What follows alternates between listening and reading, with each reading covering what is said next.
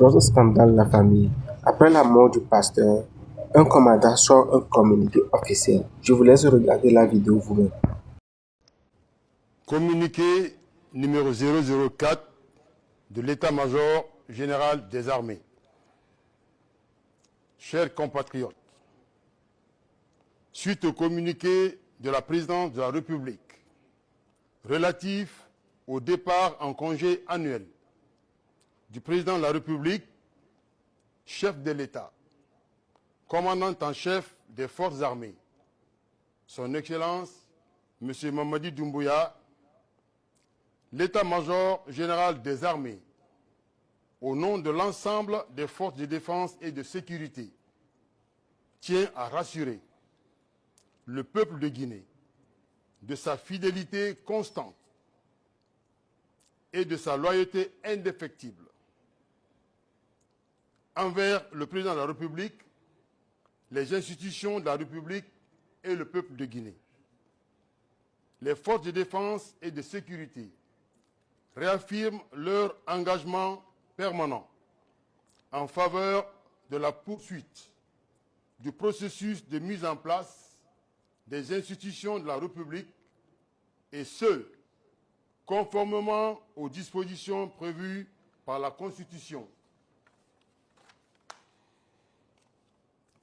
Les forces de défense et de sécurité réaffirment avec fierté leur détermination en faveur des actions de refondation de notre État, dont les résultats concrets sont déjà appréciés par nos populations. Elles rassurent de leur volonté à demeurer vigilantes pour la stabilité intérieure et l'intégrité du territoire national, des conditions indispensables à l'élan de développement déjà amorcé par notre pays.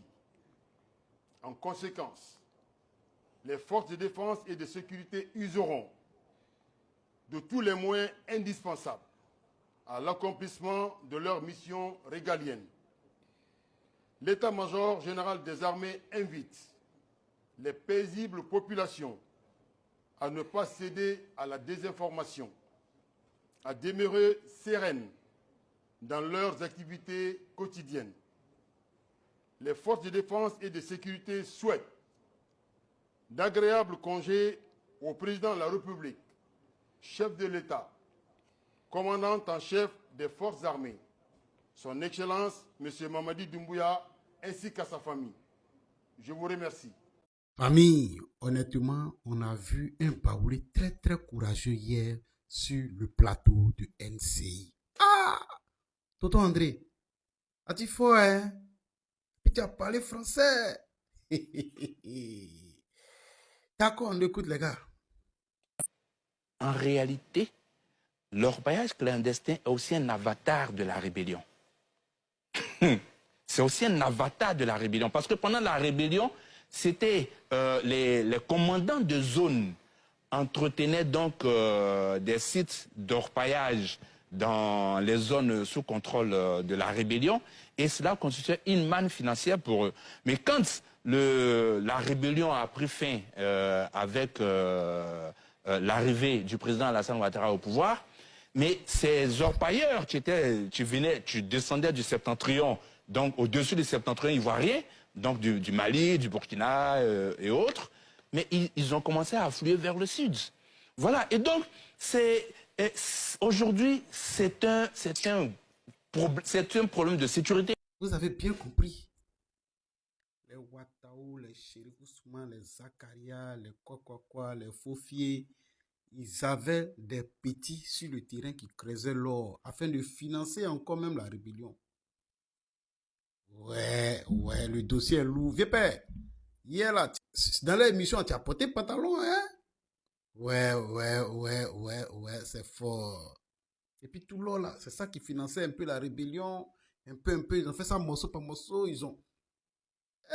non, papa Babou. Ton nom, ils ont gâté ça pour rien. Ils ont gâté ton nom, hein?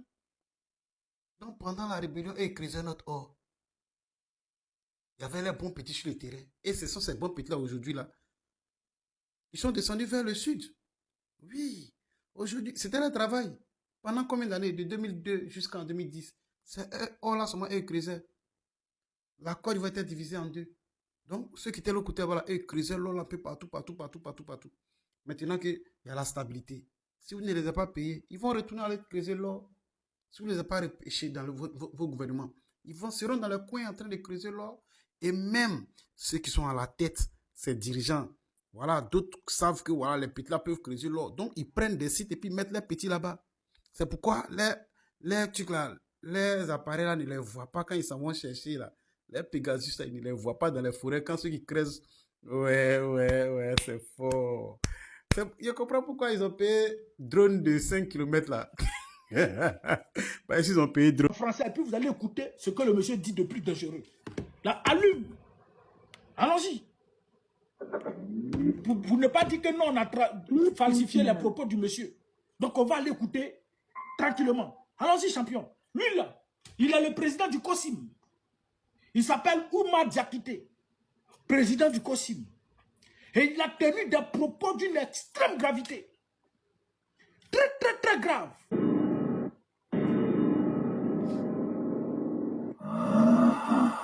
Bonjour, Elisa Liboué. Discours politique dangereux du président du COSIM. Écoutez le président du COSIM.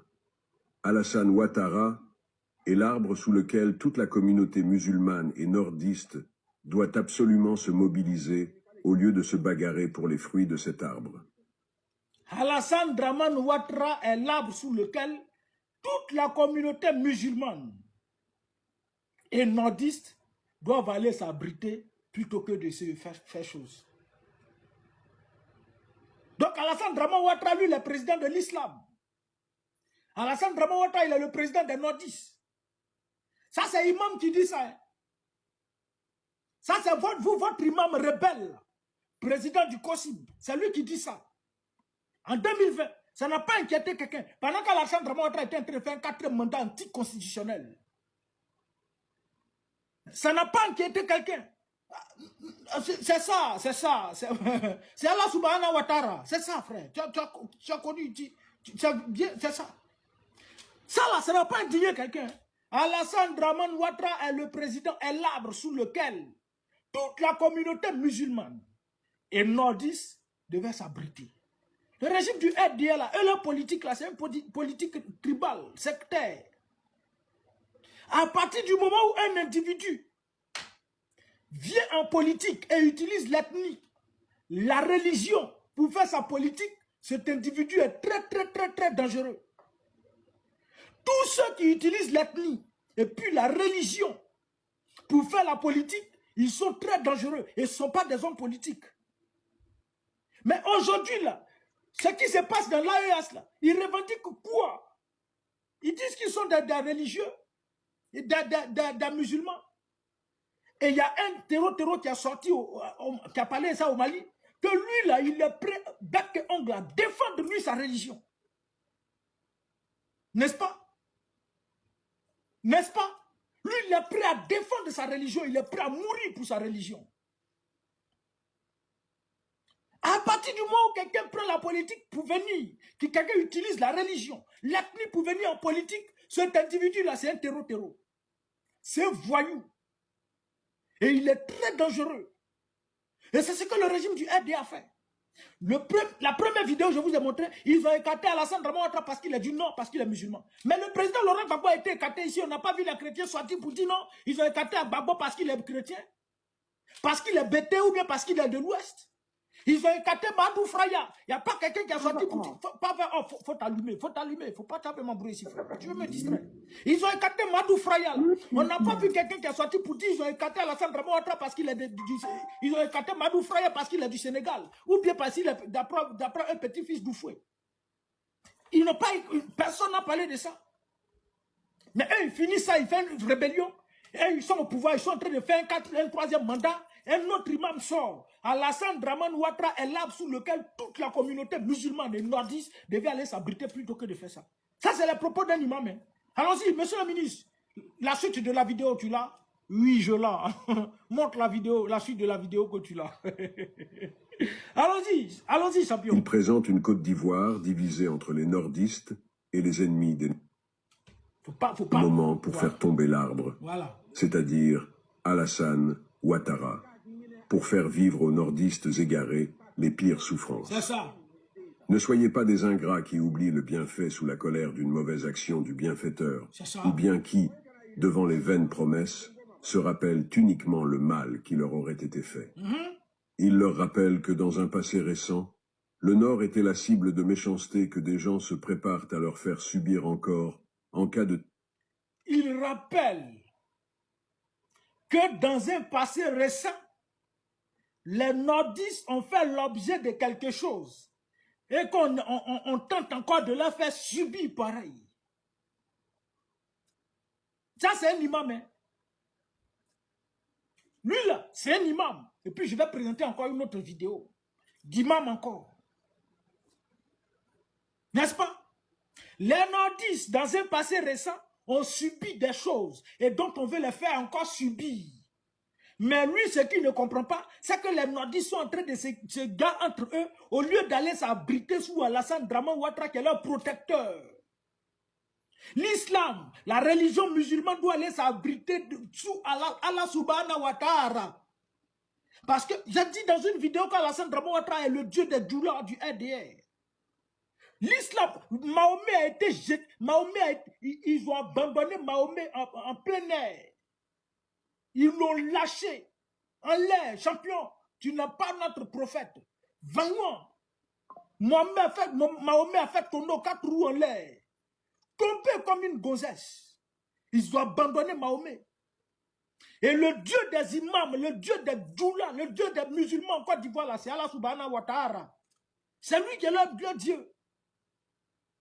Donc lui là, ça c'est un imam. Hein. Président du COSIM, c'est ce qu'il dit. Le Nord, dans un passé récent, a vécu des choses. Et quand nous, on veut leur faire revivre pareil, c'est qui n'a pas vécu en Côte d'Ivoire. Vous voulez falsifier, tronquer l'histoire de la Côte d'Ivoire? Vous voulez tronquer l'histoire de la Côte d'Ivoire? Mais nous tous, on était tous en Côte d'Ivoire, on a tous vu ce qui s'est passé. C'est cette manipulation que le régime du FDR, ce régime terreau, a utilisé là. Mais vous êtes au pouvoir, laissez ça maintenant.